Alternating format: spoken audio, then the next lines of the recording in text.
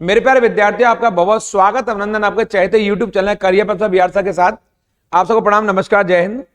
आप सभी लोग दोनों हाथ जोड़कर अपनी मां के चरणों में प्रणाम करेंगे। मैं आज आपसे यूपी स्पेशल 2024 में ये 14वां हमारा सेशन चल रहा है आपका, आज बहुत महत्वपूर्ण और खास है आपके लिए। मैं बताऊं आपको यूपी में पहले वो कौन रहे जिनके लिए यूपी विशेष तौर पर जाना जाता है। मैं बताऊं आपको यूपी का ही नहीं बल्कि भारत का पहला संस्कृत महाविद्यालय कौन सा रहा। इस क्लास में बताऊंगा आपको मैं यूपी का पहला जो मुक्त विश्वविद्यालय वो कौन सा है। ऐसे बहुत सारे पहलुओं पर मैं चर्चा करूंगा आप लोगों से और आप लोगों को मैं लेके चलता हूं आपके यहाँ पढ़ाई की पंचायत पर। इसी यूपी स्पेशल में ये बहुत खास और महत्वपूर्ण है और ये 14वीं क्लास आपकी चल रही है और इसी प्रकार की क्लास में आपके लिए आगे बहुत महत्वपूर्ण लेकर आऊंगा यूपी के बजट पर और यूपी की योजनाओं और कार्यक्रमों पर। फिलहाल राज्य में प्रथम स्थान किसको मिला हुआ है आपके, जैसे यूपी की प्रथम जो राज्यपाल हैं पहली, यहां से यूपी की प्रथम राज्यपाल आपके यहां से बहुत महत्वपूर्ण हमारे लिए। तो यूपी की पहली राज्यपाल हमारी श्रीमती सरोजिनी नायडू हैं। ये हमारे एग्जाम के लिए बहुत इंपॉर्टेंट खास है। ये यूपी की नहीं बल्कि भारत में भी किसी भी राज्य की पहली महिला राज्यपाल है, नाम है श्रीमती सरोजिनी नायडू। आपका भारत के राष्ट्रीय आंदोलन में बहुत महत्वपूर्ण और बहुत महत्वपूर्ण भूमिका रही है। गांधी जी के साथ जो हमारा जो आंदोलन था सबने अवज्ञा आंदोलन, उस सबने अवज्ञा आंदोलन जिसे नमक आंदोलन भी कहते हैं, उसमें आपका बहुत महत्वपूर्ण रोल रहा श्रीमती सरोजिनी नायडू का। तो यूपी की नहीं बल्कि भारत के किसी भी राज्य की आप पहली महिला राज्यपाल रही हैं, इसको याद कर लेंगे। यहां से उत्तर प्रदेश के प्रथम ये मुख्यमंत्री कौन है, सीएम पूछ रहा है आपके यूपी के पहले सीएम कौन है, जो हमारे एग्जाम के लिए बड़ा खास है। पहले सीएम कौन है यूपी के, तो ये श्री गोविंद बल्लभ पंत जी, यहाँ पे यानी जीबी पंत कहेंगे, यानी गोविंद बल्लभ पंत ये यूपी के पहले सीएम है। यहां से गोविंद बल्लभ पंत, ये मैंने शॉर्ट में बताया आपको, या तो आएगा गोविंद बल्लभ पंत और या आएगा आपके जीबी पंत, एक ही बात है। उत्तर प्रदेश की प्रथम ये महिला मुख्यमंत्री कौन है, तो आपको जानना चाहिए श्रीमती सुचेता कृपलानी। इसके बारे में पीछे भी आपसे चर्चा कर चुका हूं। जो सुचेता कृपलानी है ये भारत की ऐसी बेटी नहीं, ये यूपी की नहीं बल्कि भारत की भी किसी भी राज्य की पहली महिला सीएम है। अर्थात यूपी से पहले भारत के किसी भी राज्य में कोई महिला सीएम नहीं बनी। ये यूपी के साथ साथ भारत के किसी भी राज्य की पहली महिला सीएम रही है। आपको जानना चाहिए यूपी से अब तक केवल 2 महिला सीएम हुई हैं। ये पहली सुचेता कृपलानी है और इनके बाद एक और बनी है सुश्री मायावती जी हैं, जो दूसरे नंबर पर बनी है आपके। तो पहले बताएंगे सुचेता कृपलानी और दूसरे नंबर पर मायावती जी का स्थान आएगा। यानी यूपी में 2 महिलाएं अब तक आपका मुख्यमंत्री के तौर पर कार्य कर चुकी है। ये हमारे बहुत महत्वपूर्ण है। इस क्रम में आप आगे देखेंगे इलाहाबाद उच्च न्यायालय के प्रथम मुख्य न्यायाधीश, ये वाला यानी चीफ जस्टिस ऑफ स्टेट हम कह सकते हैं, ये सीजेएस ऐसे कह सकते हैं। यानी यूपी के पहले सीजेएस कौन है, चीफ जस्टिस ऑफ स्टेट कौन है आपके यहां से, तो ये न्यायमूर्ति कमल कांत वर्मा जी, यानी कि जो सीजेएस है चीफ जस्टिस ऑफ स्टेट। यहां पर हमारा जो उच्च न्यायालय है वो इलाहाबाद में स्थित है। और आपको जानना चाहिए देश में आपके जजों की संख्या के लिहाज से सबसे बड़ा उच्च न्यायालय कहां का, यूपी का है। और इस समय पूरे भारत में उच्च न्यायालयों की संख्या यानी हाईकोर्ट की संख्या 25 है। ये बहुत महत्वपूर्ण है। और जो 25वां उच्च न्यायालय है वो आपका आंध्र प्रदेश उच्च न्यायालय, ये कम बच्चों को पता होगी। 25वां उच्च न्यायालय आंध्र प्रदेश में है। ये बहुत महत्वपूर्ण है हमारे लिए। और यूपी का जो इलाहाबाद उच्च न्यायालय ये देश का सबसे बड़ा हाई कोर्ट है। ये आपके लिए यहां महत्वपूर्ण है। इस क्रम में मैं आगे बताऊंगा आपको इस क्लास में देश की पहली महिला वकील कौन सी है आपके यहां से। ये 1923 में जो इलाहाबाद उच्च न्यायालय वकील थी उनका नाम है कार्नेलिया सोराब जी। क्या नाम है आपके, कार्नेलिया सोराब जी। ये फर्स्ट एडवोकेट ऑफ यहां से यूपी। ये बात हो रही है 1923 की, जो हमारे लिए बड़ा महत्वपूर्ण है। यहां से इसको ध्यान रखेंगे आप लोग। उत्तर प्रदेश विधानसभा के ये स्टेट लेजिस्लेटिव असेंबली के प्रथम अध्यक्ष कौन रहे, तो राजर्षि पुरुषोत्तम दास टंडन जी। हमारे राजर्षि पुरुषोत्तम दास टंडन ये यूपी में विधानसभा के प्रथम अध्यक्ष रहे हैं। और जो विधान परिषद जो उच्च सदन है आपके यूपी का, यानी राज्य में 2 सदन होते हैं जो लेजिस्लेटिव हमारे बॉडी होती है, एक विधान परिषद और एक विधानसभा।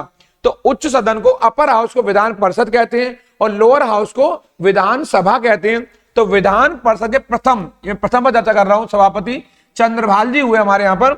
और यूपी के प्रथम लोकायुक्त, ये बड़ा महत्वपूर्ण आपके लिए, जो पहले लोकायुक्त यूपी के ये कौन है आपके, न्यायमूर्ति विशंबर दयाल जी। यहाँ पर आपको पता है कि लोकायुक्त की नियुक्ति हमारे यहाँ पहली बार 1975 में हुई है यहाँ पर, ये आपको याद कर लेंगे। इसको मैं पीछे भी एक क्लास में बता चुका हूं।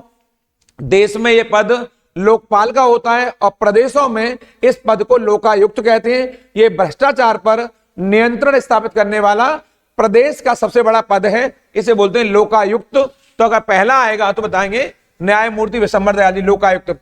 यूपी के प्रथम ये अनुसूचित जाति की पहली महिला मुख्यमंत्री कौन है? ये पहली पूछा अगर आपके एससी जाति से बिलोंग करने वाली, तो आप बताएंगे ये सुश्री मायावती जी। यहाँ पे इसका मतलब ये हुआ आपके महत्वपूर्ण। मायावती आप जानते हैं यूपी में 4 बार मुख्यमंत्री के तौर पर काम कर चुकी है। अगर आएगा मायावती ने प्रदेश में कितनी बार मुख्यमंत्री पद संभाला है, तो आप बताएंगे 4 बार संभाला है। और वर्ष 1995 में 1995 में पहली बार आप यूपी की महिला मुख्यमंत्री बनी। ये इस क्रम में दूसरी है, क्योंकि आपसे पहले सुचेता कृपलानी यूपी का नेतृत्व कर चुकी थी और आप दूसरी महिला मुख्यमंत्री हैं। और पहली बार मायावती जी ने यूपी का नेतृत्व जो किया है वर्ष 1995 में किया है। ये बहुत महत्वपूर्ण है हमारे एग्जाम के लिए। इस तरह क्वेश्चन हमारे एग्जाम बार बार पूछे जाते हैं। मैं फिर कहूंगा, इस चैनल को सब्सक्राइब नहीं किया, तेजी सब्सक्राइब कर लीजिए। लाइक शेयर कमेंट करना बिल्कुल नहीं भूलेंगे, क्योंकि हमारी ये एग्जाम वाली क्लास चल रही है और आपके एग्जाम के लिए बहुत बहुत महत्वपूर्ण है। आज का पहला सेशन चल रहा है, ये यूपी में प्रथम पर चल रहा है आपके यहां पर। उत्तर प्रदेश के संयुक्त राष्ट्र महासभा, हम कहते हैं यूएनजीए, क्या कहते हैं? UNGA, United nation general assembly में अध्यक्ष पद पर चुनी जाने वाली पहली महिला कौन है? ये हम लोग पहली बात कर रहे हैं आपके, तो ये श्रीमती विजय लक्ष्मी पंडित जी आपके, जो पंडित जवाहरलाल नेहरू की बहन है, सिस्टर रही हैं। यानी संयुक्त राष्ट्र महासभा में अध्यक्षा बनने वाली भारत की ओर से पहली महिला है तो श्रीमती विजय लक्ष्मी पंडित जी हैं आपके। ये जवाहरलाल नेहरू की, जो देश के पहले प्रधानमंत्री हैं, उनकी सिस्टर रही, यानी कि बहन रही हैं। ये यूपी की ओर से भी पहली है और देश की ओर से भी पहली महिला है जिन्होंने यूएनजीए में संयुक्त राष्ट्र महासभा में अध्यक्षता की। ये बहुत महत्वपूर्ण है। देश की ये वाला यूपी की पहली महिला मुख्य सचिव कौन है? तो श्रीमती नीरा यादव। ये फर्स्ट, ये चीफ सेक्रेटरी ऑफ यूपी, यानी यूपी में पहली महिला सचिव हैं, वो नीरा यादव जी हैं। और यहां से उत्तर प्रदेश के हिंदी के प्रथम गंभीर चिंतन निबंधकार कौन है? तो आपको जानना चाहिए, ये और कोई नहीं बल्कि आचार्य रामचंद्र शुक्ल हैं। कौन है? आचार्य रामचंद्र शुक्ल हैं आपके लिए। ये बहुत महत्वपूर्ण है आपके यहां से। ये गलती से शुल्क हो गया यहां पर, ये शुल्क ये कर लेंगे, शुक्ल कर लेंगे। आचार्य रामचंद्र शुक्ल हैं, इसको आप लिख लेंगे यहां से, और ये आपके लिए बहुत महत्वपूर्ण है। आचार्य रामचंद्र शुक्ल, आप जानते हैं इनको हिंदी साहित्य का बहुत बड़ा निबंधकार माना जाता है और ये यूपी के इस क्रम में पहले निबंधकार है। यहां से आगे देखेंगे आप लोग, यूपी के प्रथम विश्वविद्यालय ये कौन सा है यूपी का?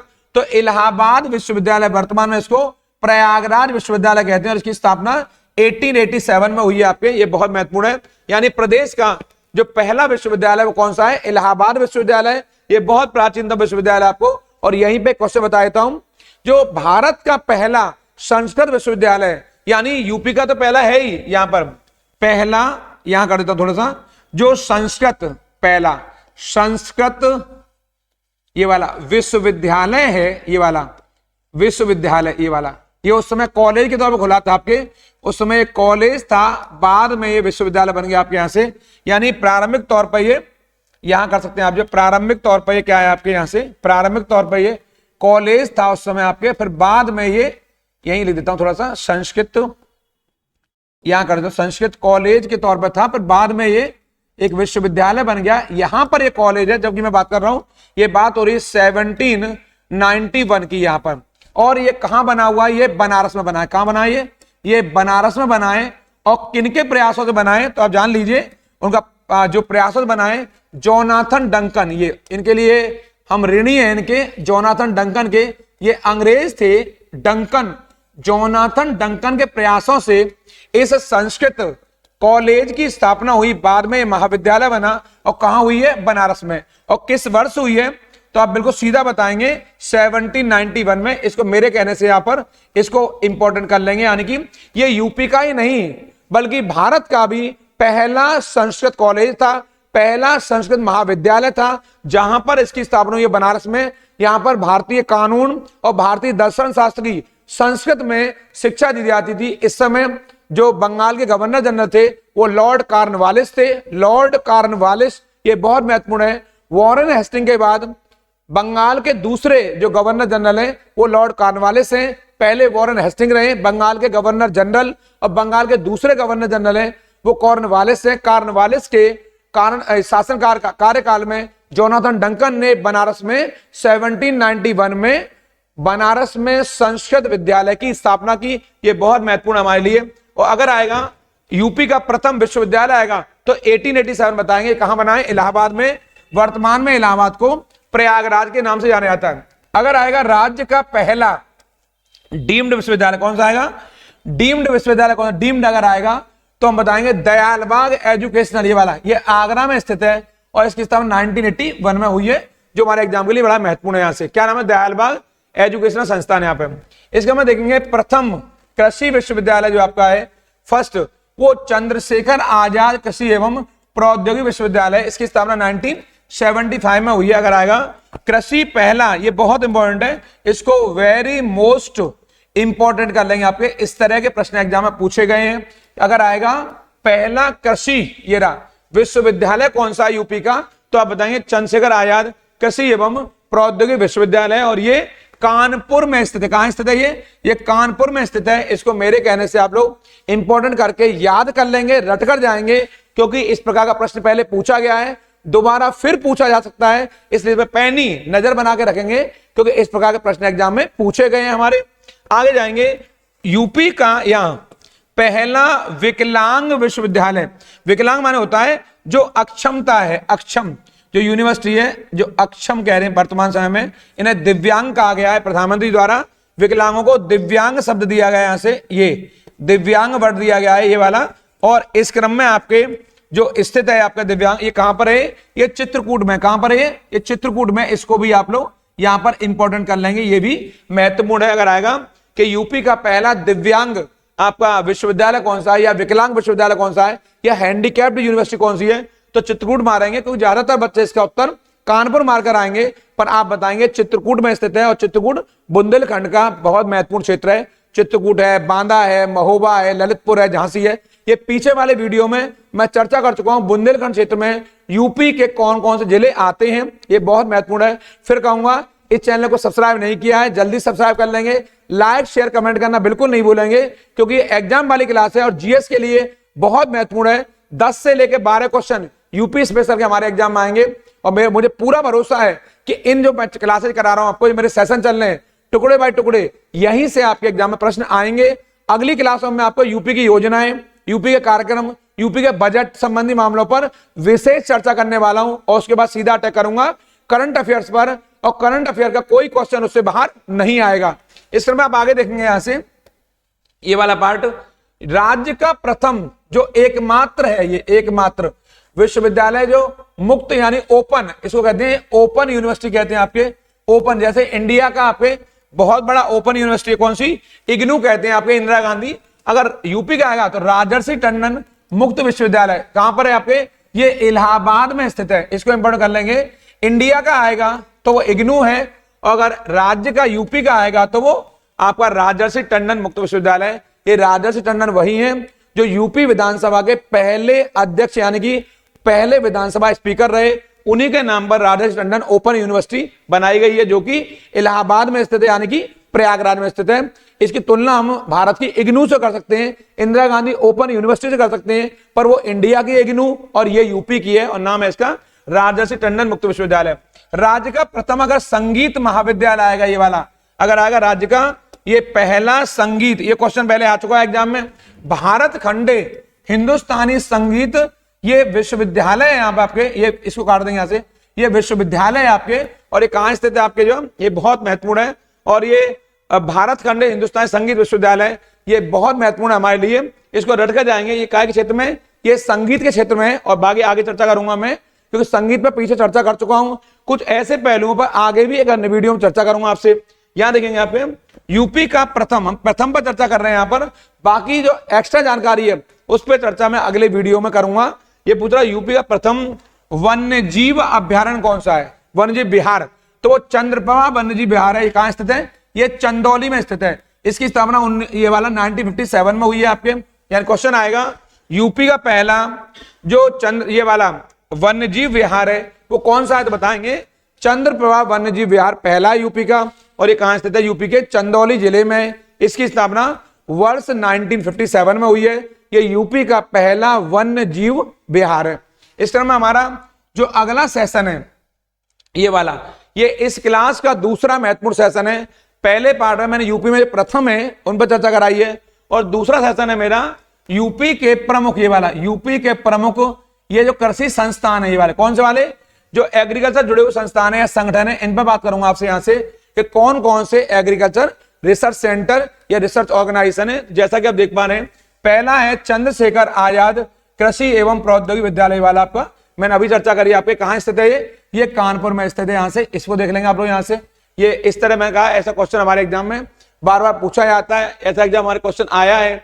इसमें आगे देखेंगे यूपी का कृषि अनुसंधान जो परिषद है आपके, वो कहां स्थित है? वो आपके वो लखनऊ में स्थित है। यहां से आपके ऐसा भी क्वेश्चन में बताया आपके। मैंने अभी आपको यही चंद्रशेखर कृषि विश्वविद्यालय बताया पीछे आपको, और मैंने आपको यहाँ से वेरी मोस्ट भी कराया इसको, यहाँ फिर दोबारा बताऊंगा।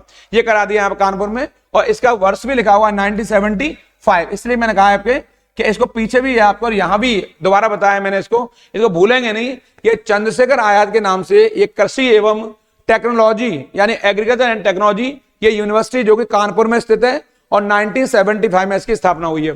जो उत्तर प्रदेश कृषि अनुसंधान परिषद है, काउंसिल है, ये लखनऊ में स्थित है आपके।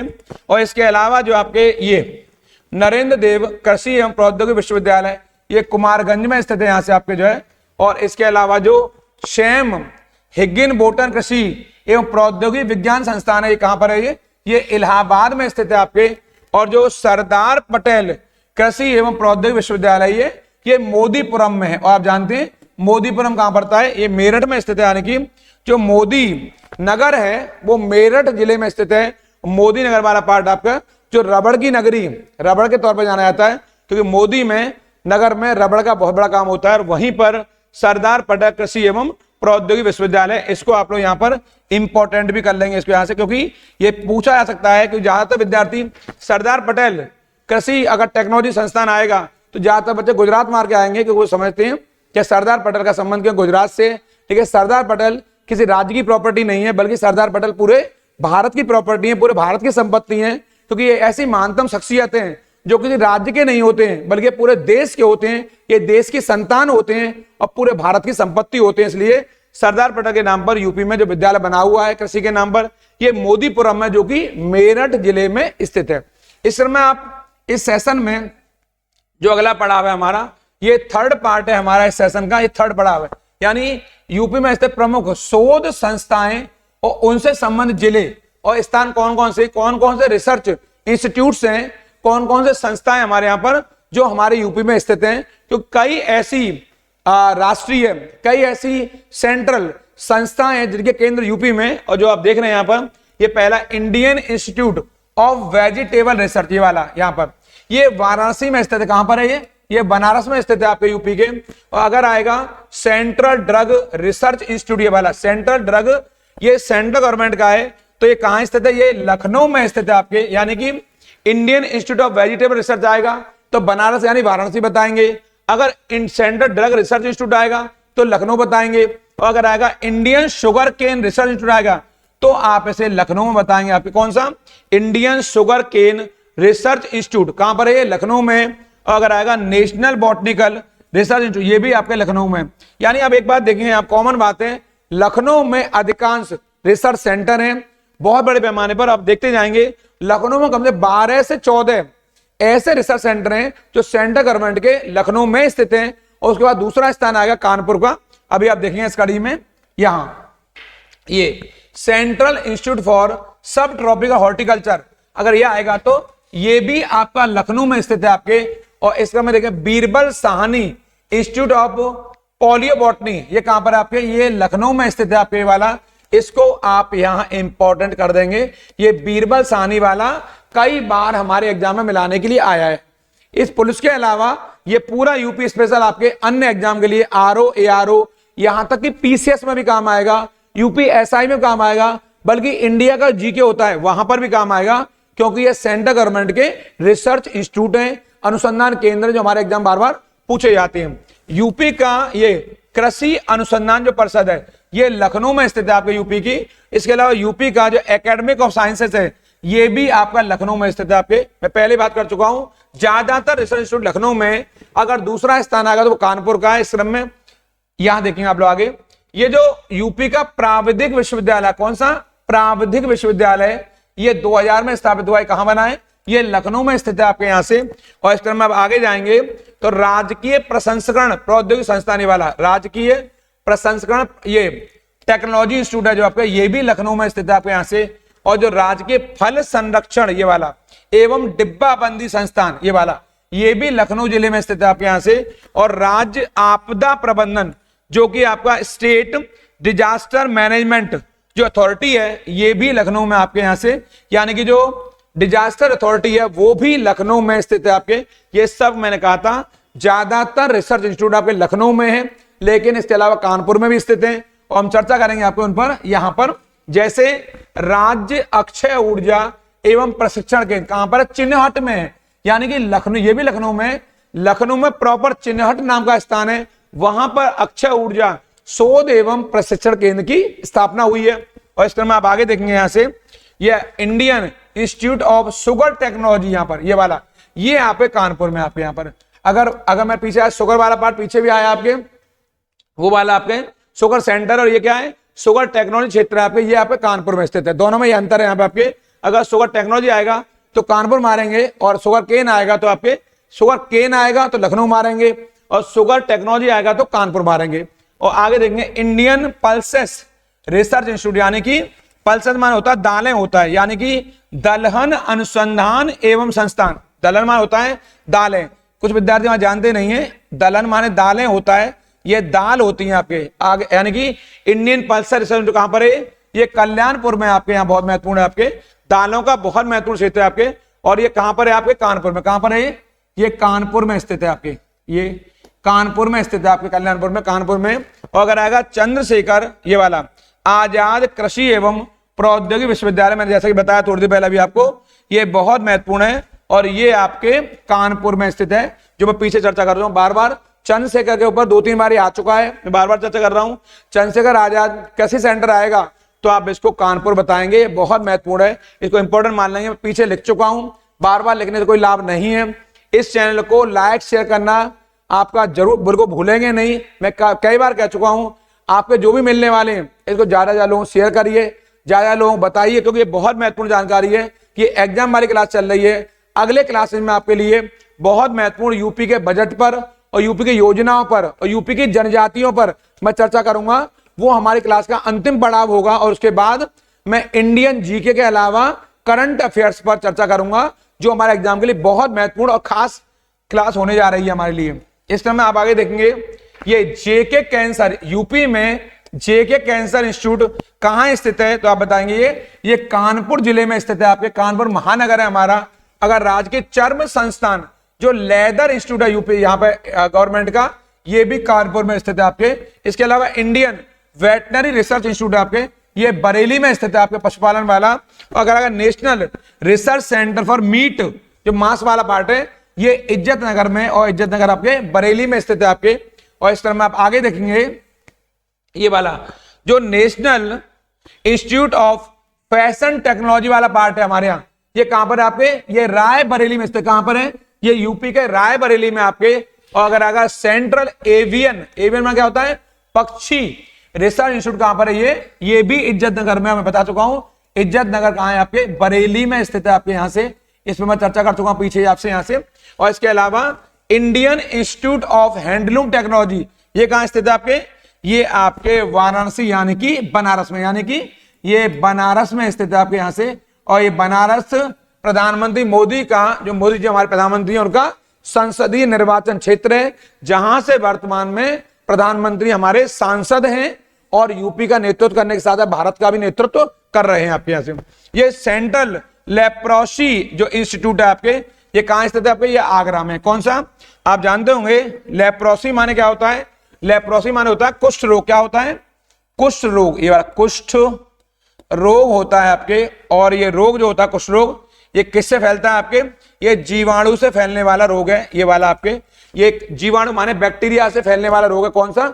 कुष्ठ रोग है। सेंट्रल लेप्रोसी इंस्टीट्यूट ये कहां पर स्थित है आपके, ये आगरा में स्थित है, आगरा जिले में स्थित है यहां से। और इसके में आप आगे देखेंगे इस सेशन के जो खास जो क्लास है आपके सेंट्रल पोटैटो वाला मामला है, जो आपके स्टेशन ये पूछ रहा है, तो आप बताएं कहां ये आपका यहां स्थित है, कहां पर, ये मेरठ में स्थित, कहां पर है, ये मेरठ में स्थित है। और अगर आएगा केंद्रीय आलू अनुसंधान संस्थान यदि आएगा तो वो आपके वो कुफरी में, कहां पर है वो कुफरी में। अगर आएगा केंद्रीय आलू अनुसंधान संस्थान आएगा तो कुफरी में, और कुफरी कहां पर है, ये शिमला में। अगर ये वाला आएगा, और शिमला आपके हिमाचल प्रदेश में, बहुत महत्वपूर्ण है, यहां से मालूम होगा आप लोगों को। ये कुफरी आप जानते हैं, कुफरी आलू की किस्म भी होती है, आपके आलू की किस्म भी है, ये वाली बहुत महत्वपूर्ण।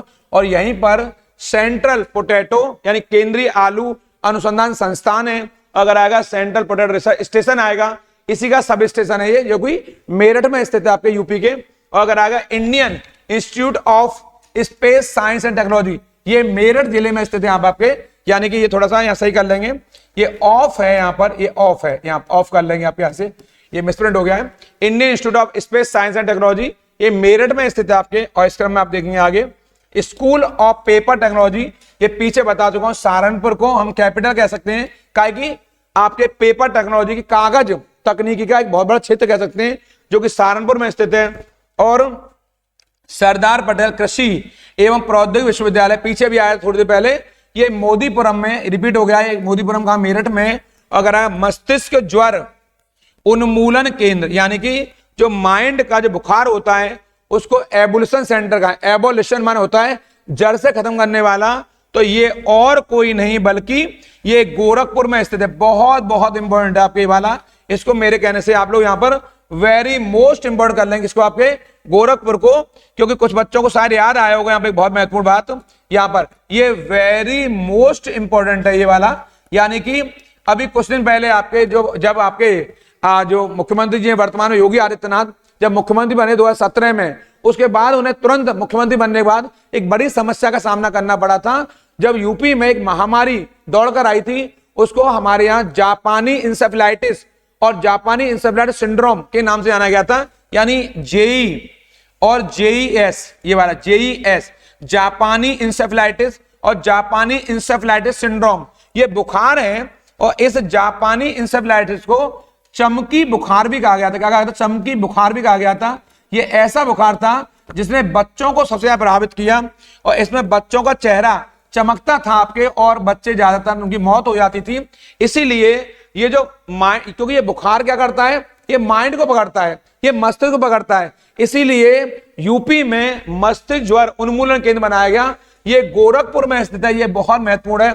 यानी कि बिहार में इस जापानी इंसेफेलाइटिस सिंड्रोम को आपके कहा गया, ये ऐसा बुखार है, इस बुखार ने बड़े पैमाने लोगों की जान ली, और इसी बुखार को बिहार क्षेत्र में, हमारे पूर्वी यूपी में इसको चमकी बुखार नाम दिया गया, क्योंकि बच्चों के चेहरे थे वो उसमें चमकते थे और बच्चों के बाद में मौत हो जाती थी। उसी के लिए ये वहां पर सेंटर बनाया गया था। और मैंने बताया था यूपी में एक अभियान चलाया गया था, उस अभियान का नाम है दस्तक अभियान। क्या चलाया गया था, दस्तक अभियान, इसी बुखार के लिए चलाया गया था। यहां पर अभियान चलाया गया था, तो रट लेंगे यहां से कि दस्तक अभियान का संबंध यूपी में किस घटनाक्रम से, तो आप बताएंगे इस जापानी बुखार से। किससे, जापानी बुखार से, इसको रट लेंगे, जापानी बुखार। और नाम ये बुखार कहेंगे, ये नॉर्मल भाषा में कहेंगे इसको, और वैसे बताना हो तो जापानी इंसेफेलाइटिस, इसको आप इंपॉर्टेंट कर देंगे। ये ऐसा बुखार था जिसमें बच्चों की मौत हो जाती थी, और इसका एक नारा था, दरवाजा खटखटाओ और आपका दरवाजा खटखटाओ और जापानी बुखार को भगाओ आपके। ये बहुत महत्वपूर्ण था आपके, ये कई बार हमारे एग्जाम में आने वाला क्वेश्चन है। यहां से दरवाजा खटखटाओ, जेई और जेईएस को भगाओ, दरवाजा खटखटाओ, जेई और जेईएस को भगाओ, यानी जापानी इंसेफेलाइटिस और जापानी इंसेफेलाइटिस सिंड्रोम को भगाओ। ये यूपी में नारा था इस दस्तक अभियान के अंतर्गत। ऐसा वीडियो में अगले क्लास में आपके लिए लेकर आ रहा हूं, बहुत महत्वपूर्ण आपके। और मैं चर्चा करूंगा यूपी स्पेशल में, यूपी के बजट पर, यूपी में होने वाली योजनाओं पर, यूपी के कार्यक्रमों पर, अब तक जो यूपी की बहुत महत्वपूर्ण योजनाएं उन पर मैं चर्चा करूंगा आपसे। और यूपी में जो बजट है बहुत महत्वपूर्ण, जहां से एग्जाम में क्वेश्चन आएगा हमारे एग्जाम में, उसके बाद में करंट अफेयर पर चर्चा करूंगा। ये बहुत महत्वपूर्ण रहेगा वीडियो आपके लिए। इस चैनल को सब्सक्राइब नहीं किया है, जल्दी सब्सक्राइब कर लीजिए, लाइक शेयर कमेंट करना बिल्कुल नहीं भूलेंगे आपके। उन लोगों का जरूर ख्याल रखिए जो आपका ख्याल रखते हैं। प्रणाम, नमस्कार।